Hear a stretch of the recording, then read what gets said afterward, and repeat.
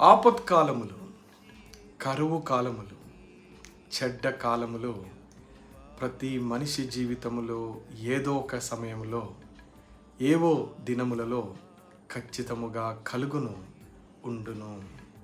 అయితే ఆపత్కాలములలో, కరువు కాలములలో సంతోషపడే జనము ఒకటి ఉన్నది. ఆపత్కాలములలో సిగ్గునొందని జనము ఒకటి ఉన్నది. కరువు కాలములో ప్రపంచమంతా బాధపడే దినములలో సంతోషపడి తృప్తి పొందే జనము ఈ భూమి మీద ఒకటి ఉన్నది. ఆ జనమే ప్రభువైన యేసు క్రీస్తు వారి సంఘం. ఆయన తన రక్తం ఇచ్చి కొనుక్కున్న తన ప్రజలను ఆపత్కాలములలో సంతోషపెట్టి తృప్తిపరిచే దేవుడు. ఆయన కృప ఎన్నడూ నిన్ను విడిచి వెళ్ళదు.